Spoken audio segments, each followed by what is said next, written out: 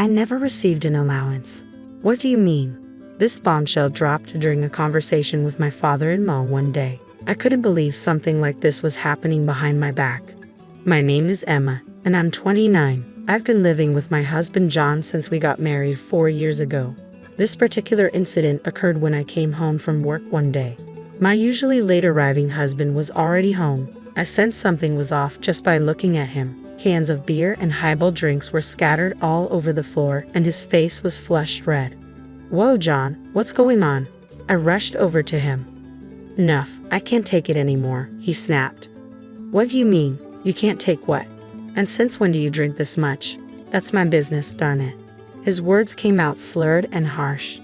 John complained about his company constantly, bad-mouthing his boss and colleagues. Something must have gone wrong at work. Trying to calm him down, I said, "It's been a tough day, huh? I'm making your favorite stew for dinner tonight. Let's eat together." Despite my upbeat attitude, his facial expression remained unchanged. In fact, he seemed even more irritated. My husband kept drinking, so I decided to speak up. "Hey John, are you okay? You have work tomorrow. Maybe you should get some sleep," I suggested gently. He let out a big sigh. "I'm done, Emma. I'm not going to work tomorrow." "Not going to work? What's going on? Did you get into a fight with your boss?" I probed further. "No, I simply got fired," he muttered. "Fired? That's too abrupt." "Why? What happened?" I was taken aback. "Don't ask me. They just told me out of the blue. I don't know if it's poor management or cost-cutting, but honestly, I'm done with that place." "I feel relieved now," he said with a mix of resignation and bitterness. To be honest, I was anything but relieved. We could afford our current home because both of us were working. Expenses for groceries, bills, and even money sent to my father-in-law and mother-in-law. We relied on both incomes. Now, with John fired and seriously drunk, if he doesn't find a new job, we won't be able to continue supporting his parents. With that thought weighing heavily on my mind, I decided to contact my father-in-law when the time was right. The next morning, as expected, I found my husband asleep on the sofa, empty cans strewn everywhere indicating he had been drinking late into the night. After cleaning up the cans, I called my father-in-law. "Hello, is this father-in-law? Sorry for calling so early." "Oh, Emma, what's going on?" "Well, it's hard to say, but John was suddenly fired." "John got fired? Is this for real?" "Yes, he mentioned something about poor management and cutting personnel costs. It's sudden." As I explained the situation to my father-in-law, I felt terrible. After all, it was thanks to him and mother-in-law that my husband had his job. Ever since we got married, he was addicted to slot machines. In the beginning, I had no idea about his gambling habit and cheerfully saw him off to work each morning. I had always assumed he was genuinely working hard. But when I noticed a tobacco smell coming from my husband, who never smokes, I instantly felt something was off. I confronted him right away. He defended himself, saying he started smoking due to stress. "No way, you used to hate smoking so much." My husband's behavior kept getting stranger by the day. The kind and gentle man he once was seemed to disappear, replaced by someone increasingly volatile. One day, he stopped hiding the fact that he was going to the casino. Even worse, he started pouring his entire salary into gambling savings. He didn't care about skipping work anymore. All that mattered was whether he won or lost that day. "Hey, are you really not going to work anymore?" "Shut up. It's none of your business. I'm using my own money, so stay out of it." He rudely dismissed me and hurried out of the house. As always, he came home after losing all his money. When he hit rock bottom, he even asked me for money. "I'll double it and pay you back. Just lend me $300. I'm telling you, tomorrow is going to be good." You can't keep borrowing money when your husband is in trouble. His character keeps changing due to gambling. The gentle husband I once knew is long gone. Eventually, he started borrowing money just to gamble. I finally lost it at this point. "Wait, what are you doing? Borrowing money to play slots is absurd, don't you think?" He doesn't show any sign of remorse, no matter how much I press him. In fact, he gets defensive and blames me. "It's your fault, I had to borrow money." "What? I had to take out a loan because you wouldn't lend me money?" This guy is totally addicted to gambling. If I don't stop him now, we'll go bankrupt. "Are you kidding me? I didn't refuse to lend you money because I wanted you to quit playing slots. I'm covering all our living expenses since our savings are gone, and you still blame me." Just lend me the money, I'll win at the slots and prove it. Just listen to me. Have you ever hit a big win? I don't think so. Stop chasing illusions and face reality. Stop interfering with my entertainment. I wish you would at least stay within the bounds of reason. But my husband was fully addicted to gambling. This reckless behavior was tearing our marriage apart. No matter how much I tried to get through to him, he wouldn't listen. I was starting to lose hope. Days became long as I was consumed by my worry. It was my father-in-law and mother-in-law who finally stepped in and set him straight.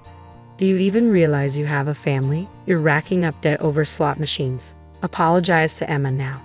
Yeah, you have an amazing wife, and you're ruining it. If you keep this up, she'll divorce you. Father-in-law and mother-in-law scolded him time and again, stressing the importance of marriage and family. Finally, he broke down and apologized. Emma, I'm really sorry. I swear no more slot machines. Please forgive me. Afterwards, my father-in-law said to me, Emma, what our son did is inexcusable. We've also put you through so much. If you can, please find it in your heart to forgive him just this once. Seeing the desperation in my in-law's apology, I decided to give my husband another chance. From there, it was father-in-law and mother-in-law who took on his debt and even helped him find a new job until he got his finances stable. They even sent us living expenses. It was thanks to father-in-law and mother-in-law that we could continue living as we had been. I was grateful from the bottom of my heart and sent them $500 every month to repay the favor. But now, if my husband loses his job, we won't be able to send them anything. I apologized to father-in-law over the phone. Father-in-law, I'm really sorry. I can't believe this is happening while I'm still here. Don't worry about it. It's the company's decision, right? You're not at fault. Father-in-law's kind words touched me deeply. However, I still had to break more difficult news. So, I'm really sorry, but I don't think we can continue sending money to you and mother-in-law anymore. Then father-in-law said in a puzzled tone, a remittance? I never received anything like that, you know. My mind went blank at father-in-law's response. You mean you didn't get the money I've been sending every month? The $500 we've been doing it consistently, haven't we? What are you talking about? I just checked with my wife, and she doesn't know anything about it either. That couldn't be right. I had been scrimping and saving. Last month, I put $500 in an envelope and gave it to my husband. The idea that it never reached father-in-law and mother-in-law. Emma, what's going on here? I don't know myself, but it's true that I've been giving my husband spending money every month to pass on to you. Father-in-law spoke up again after hearing my desperate plea. Emma, can I come over tonight? Let's keep this between us for now, okay? All right, I had definitely been giving my husband the $500. If it hadn't reached father-in-law and mother-in-law, there's only one explanation, my husband. I can't believe this. He must have been using the money for himself. Unforgivable. I'll make him confess everything, and he will face the consequences. An hour later, father-in-law and mother-in-law showed up at our house. When they walked into the living room, my husband looked surprised. Dad, Mom, what are you doing here? He was clearly rattled, and it was obvious he was hiding something. John, is there something you'd like to tell us? Father-in-law indirectly confronted him, but my husband pretended not to know. What are you talking about? Emma must be as confused as I am. Could you just leave? I couldn't take it anymore and yelled at my husband. Stop using me. Just tell the truth now. My husband looked at me with wide eyes. What are you talking about? Don't play dumb. What happened to the money I've been giving you to pass on to your father and mother? I've been giving it to you every month for the past 2 years. Where did it all go? It's not what you think, Emma. There's a reason for this. A reason? To tell. Where did that money vanish to? Explain it in a way we'll understand. Go on. My husband's face turned increasingly pale, his earlier bravado gone. He couldn't say anything. Finally, realizing he couldn't lie his way out, my husband opened his mouth. I'm sorry. I've been using it on slot machines. What? Slot machines? You've got to be joking. It was the last thing I wanted to hear. Even after everything that happened in the past, he was gambling again. I can't believe this. You promised you'd never touch slots again. We decided to send money to your parents as a way to make amends for all the trouble you've caused them. What are you thinking? Tears spilled down my cheeks as I yelled at him. Was I the only one who thought we'd finally be able to give back to his parents? My vision blurred from the tears. His mother gently patted my back. "Just to confirm, is it true that you got laid off due to company reasons?" she'd asked. At his father's question, my husband visibly flinched. "Yes, it's true," he admitted. "John, if there's a time to correct the record, it's now. If we find out you're lying." His father's voice trailed off. Before his father could finish, my husband hurriedly apologized. "I'm sorry. The truth is, I was fired due to my poor work performance. It wasn't due to company downsizing or cost-cutting." I was speechless at my husband's words, completely dumbfounded. His father-in-law quickly pressed on. "What do you mean by poor work attitude? What the heck have you been doing?" "Actually, they found out I've been skipping work to go to the casino," my husband confessed. "This is hopeless," I thought. The moment I heard that, everything felt utterly ridiculous. I had forgiven his past and decided to start fresh to support each other. What was all my effort for? "Are you kidding me?" His dad exploded in anger. "How many times do we have to say it? Grow up and act responsibly, especially when you have a family. And yet you pull this stupid stunt again." Beside me, his mom quietly wept. I couldn't even shed a tear. All I could do was look at my pathetic husband, who just kept apologizing. Facing the enraged father-in-law, my husband kept making excuses without end. "But I'll do better at my next job, okay? It was just bad luck this time. That's it. Let's get a divorce." The words slipped out unconsciously. "What? Emma, divorce? You're joking, right?" My distraught husband looked at me. "A joke? You think I'm joking in this situation? But isn't divorce a bit extreme for this?" I exploded with pent-up anger. "Do you even understand what you've done? It's no different than embezzlement." My voice quivered with anger. "It's too late. You've betrayed us twice. I have no confidence in spending my life with someone like that. We're getting a divorce." "I can't believe this," his dad, who had been watching, nodded in agreement. "We don't consider you our son anymore. From now on, we cut our parental ties." "What? Wait a minute, Emma. Mom, Dad, you're joking, right? Forgive me, please." My husband pleaded through his tears. Their minds were made up. There was no turning back. I had him fill out the divorce papers right there in front of his parents. "Thank you for everything. Goodbye." With my packed bags and the divorce papers in hand, I left the apartment. "Emma, wait. Let's talk this over one more time. I won't do it again. I promise." "Wait for me, Emma." He screamed after me the entire time, but I never looked back. It seemed his parents had the same resolve. They moved far away right after this incident, making sure he couldn't rely on them anymore. I haven't kept tabs on him since. Rumor has it the debts from his gambling have piled up, and he's in a tight spot now, apparently scraping by and running away from creditors. Hearing about his predicament doesn't stir any feelings in me. It's all his own doing. On the other hand, I've been living a fulfilling life. I still maintain a good relationship with his parents. We even meet up for meals during my days off. Marrying him was a mistake, but meeting such wonderful in-laws has become a treasure for me. Going forward, I want to give back to them as much as I can. I vividly recall the day I first encountered Alex as though it unfolded just yesterday. I found myself nestled in a quaint dive cafe, nursing the most affordable cup of coffee available, attempting to untangle the web of my scattered thoughts and aspirations. That's when he strolled in, akin to a scene plucked from a cinematic masterpiece, albeit devoid of any dramatic lighting or accompanying melodies.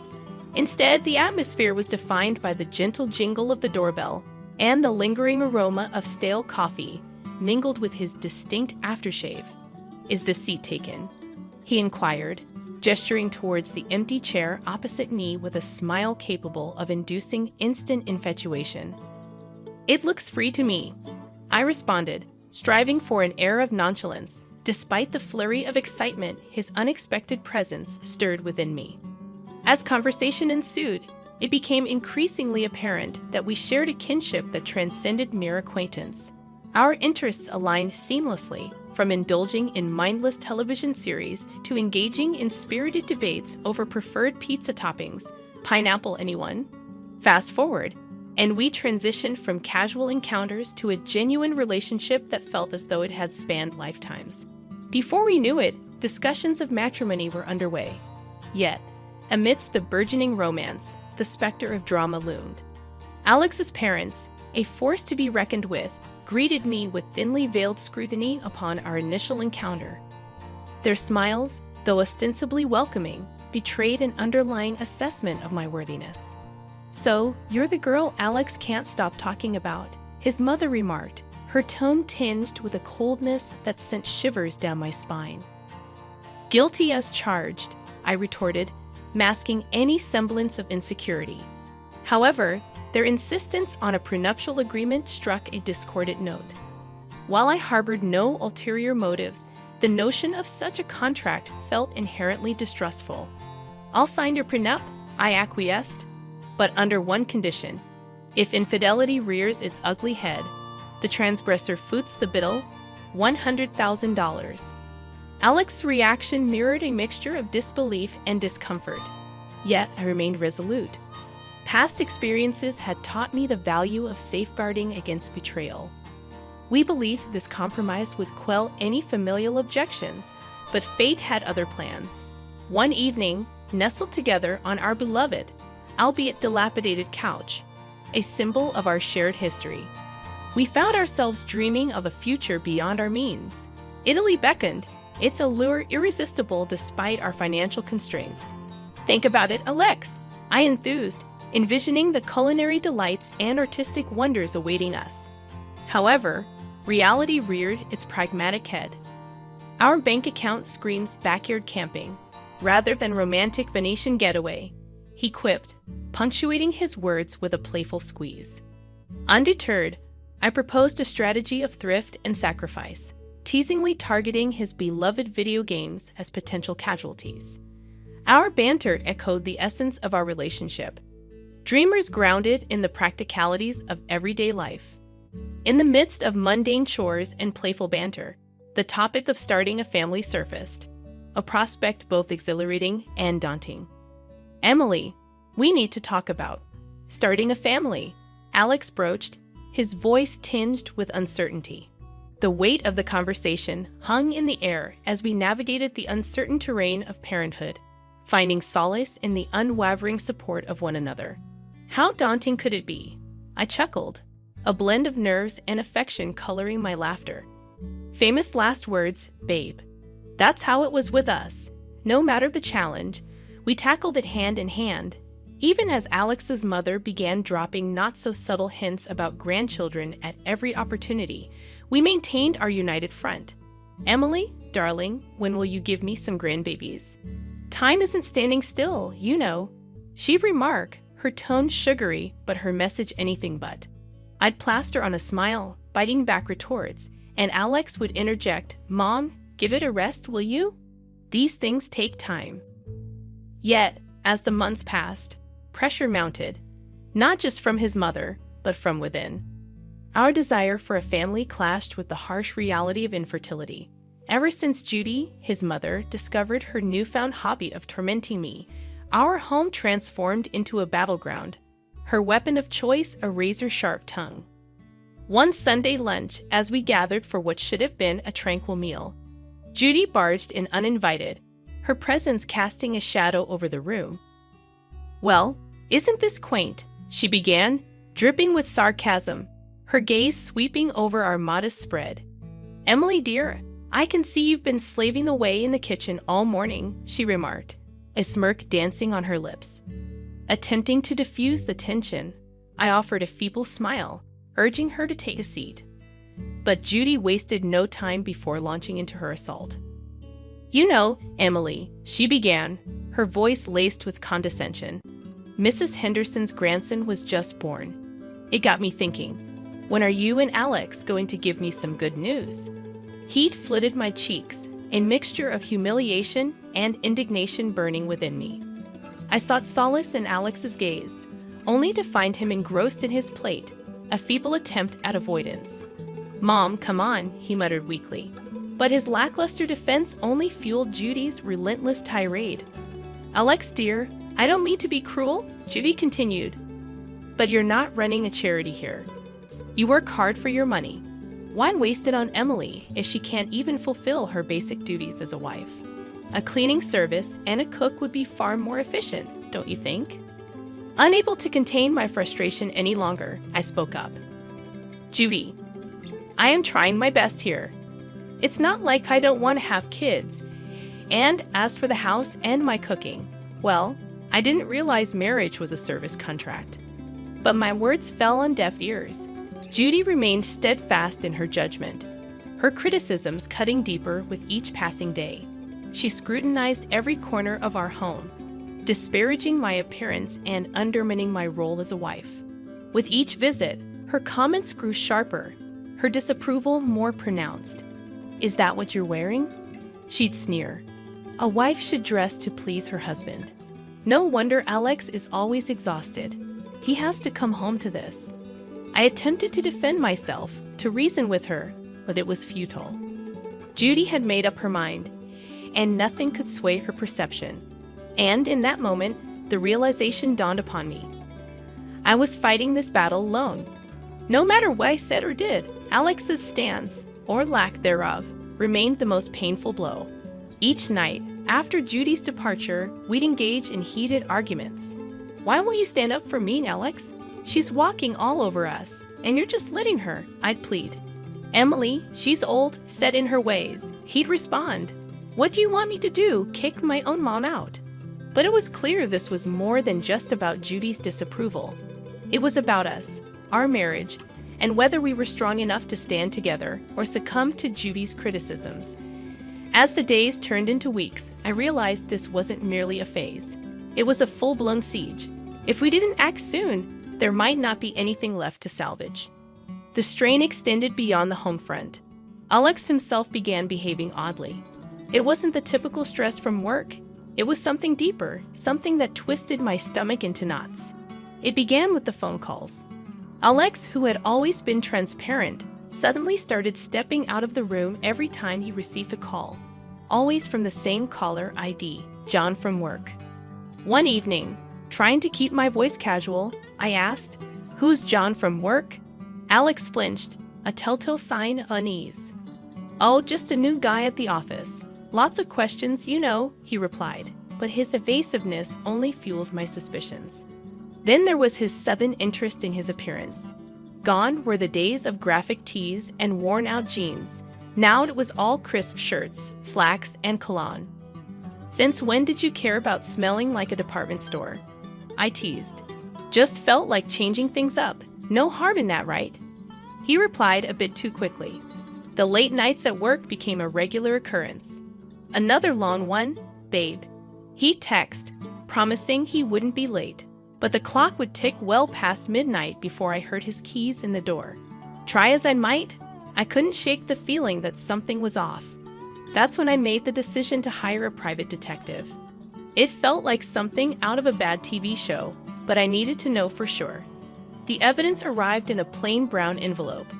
Photos of Alex with another woman, their intimacy undeniable, their conversations captured in a recording, leaving no room for doubt. Sitting there, the evidence spread out before me. I felt a cold realization settle in. This was it, the proof that could anchor me in a stormy divorce, should it come to that.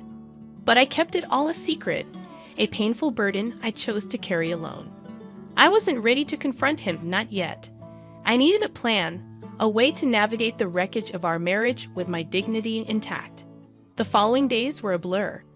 Alex continued his charade, and I played along, the perfect wife with a smile plastered on my face and a heart breaking silently. But then, one day, as I passed by Alex's office, their voices caught my attention. Alex and Judy discussing me. And what I heard changed everything.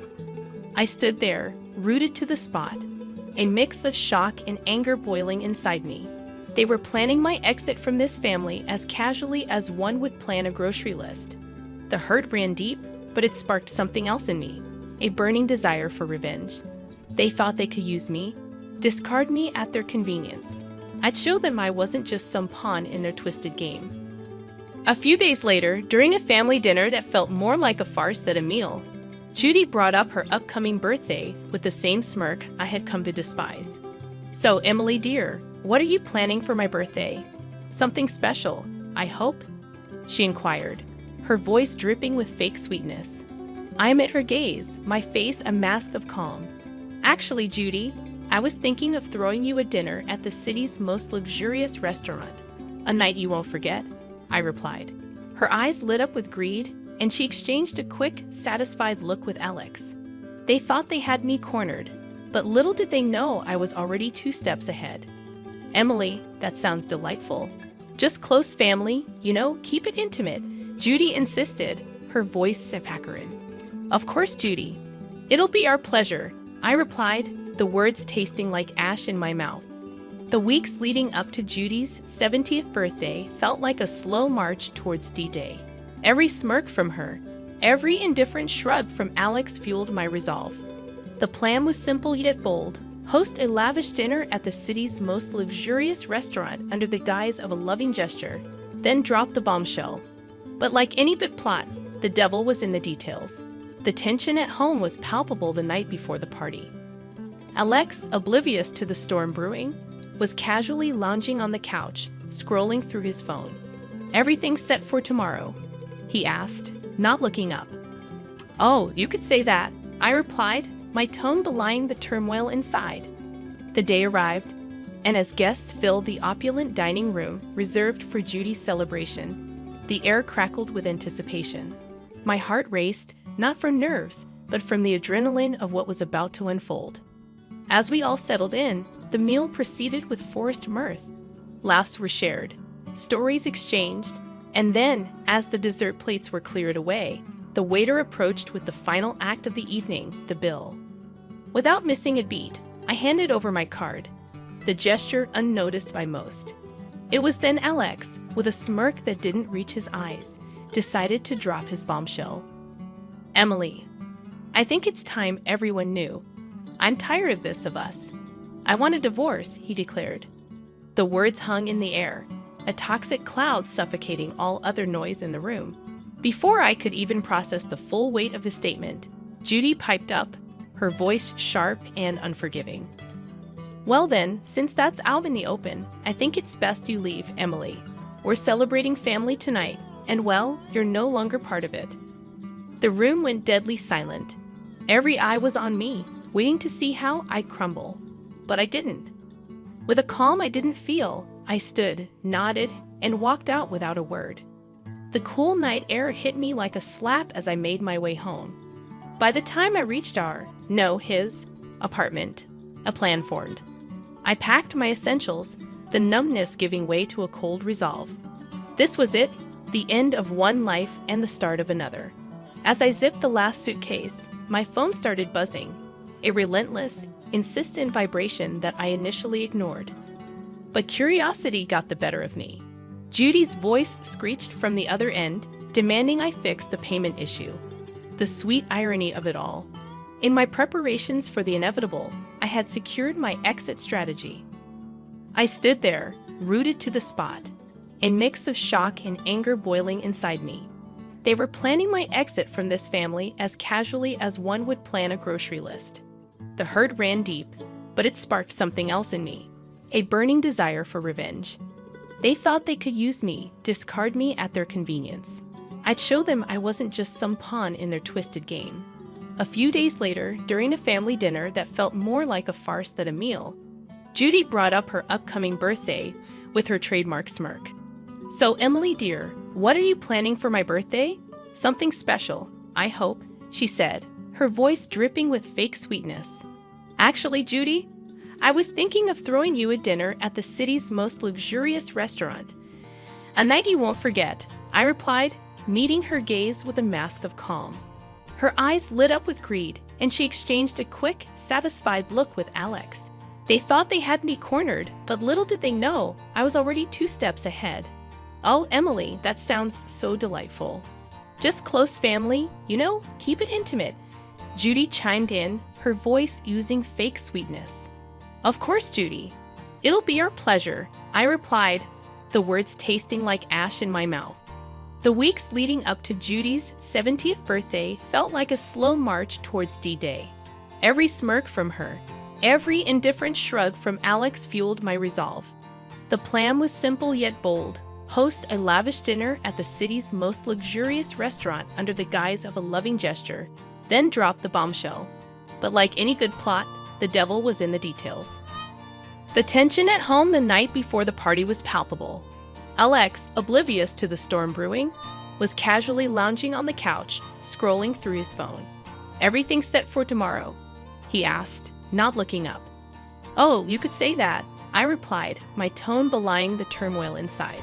The day arrived, and as guests started to fill the opulent dining room reserved for Judy's celebration, the air was thick with anticipation. My heart raced, not from nerves, but from the adrenaline of what was about to unfold.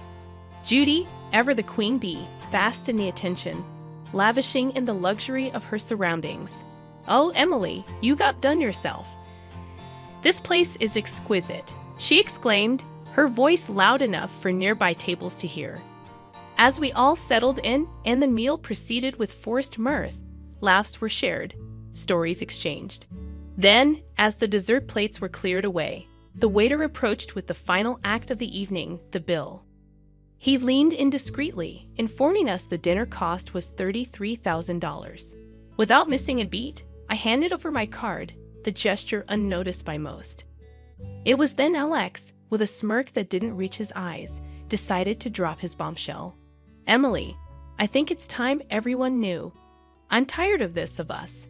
I want a divorce," he announced, his words hanging in the air like a toxic cloud. Judy wasted no time in adding her poison. "Well, since that's out in the open, I think it's best you leave, Emily. We're celebrating family tonight, and well, you're no longer part of it." The room went deadly silent, every eye on me, waiting to see how I'd crumble. But I didn't. With a calm I didn't feel, I stood, nodded, and walked out without a word. The cool night air hit me like a slap as I made my way home. The finality of everything that had happened washed over me in waves. By the time I reached what used to be our shared home for the last time, a plan had formed. As I stepped through the door, the air crackled with tension, thick enough to cut with a knife. Alex and Judy were there, looking like they'd been arguing. "You've got some nerve showing up here after last night," Alex spat out, his face a mix of anger and disbelief. "Ungrateful wretch. You've embarrassed us in front of the whole city," Judy added, her voice sharp and unforgiving. But my mind was made up. I tossed the divorce papers on the table, the photos of Alex's infidelity on top. "You should be more concerned with this," I said, my tone steady. The color drained from Alex's face as he picked up the photos, his mother peering over his shoulder. Their outrage turned to shock, then to panic as they realized the extent of what I had. "And let's not forget the prenup, shall we?" I continued, my voice cold, final. "You cheat, you pay. $100,000 to be exact." Judy's face twisted into a snarl. "You wouldn't dare. You can't do this to us." "Oh, but I can, and I will," I replied, my tone unwavering. The begging turned to pleading, their words a desperate scramble to salvage what they could. But my mind was made up. In the end, Alex had no choice but to borrow the money from his parents to pay me. As I left that house for the last time, check in hand, I felt the weight lift off my shoulders. After everything, I used the payout from Alex to put a down payment on a small but cozy place of my own. Life's quieter now, and I like it that way. Every once in a while, the grapevine tosses a juicy bit my way about Alex and Judy. But these days, it's just another piece of someone else's story.